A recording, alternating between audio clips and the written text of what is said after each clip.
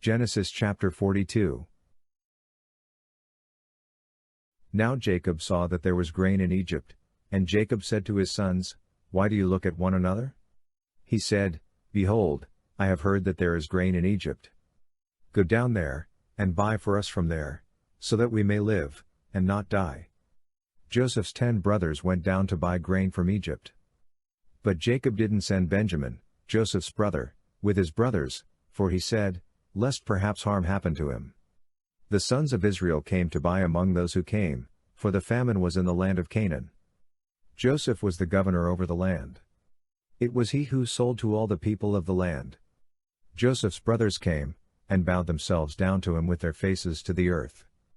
Joseph saw his brothers, and he recognized them, but acted like a stranger to them, and spoke roughly with them. He said to them, "Where did you come from?" They said, "From the land of Canaan, to buy food." Joseph recognized his brothers, but they didn't recognize him. Joseph remembered the dreams which he dreamed about them, and said to them, "You are spies. You have come to see the nakedness of the land." They said to him, "No, my lord, but your servants have come to buy food. We are all one man's sons, we are honest men. Your servants are not spies." He said to them, "No, but you have come to see the nakedness of the land." They said, "We, your servants, are 12 brothers, the sons of one man in the land of Canaan, and behold, the youngest is today with our father, and one is no more." Joseph said to them, "It is like I told you, saying, You are spies. By this you shall be tested. By the life of Pharaoh, you shall not go out from here, unless your youngest brother comes here.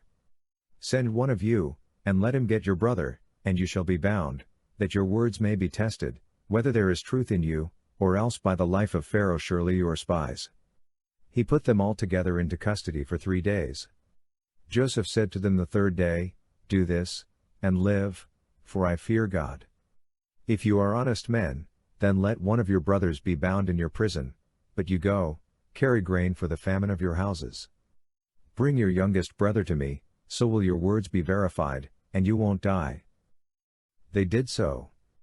They said to one another, "We are certainly guilty concerning our brother, in that we saw the distress of his soul, when he begged us, and we wouldn't listen. Therefore this distress has come upon us." Reuben answered them, saying, "Didn't I tell you, saying, Don't sin against the child, and you wouldn't listen? Therefore also, behold, his blood is required." They didn't know that Joseph understood them, for there was an interpreter between them.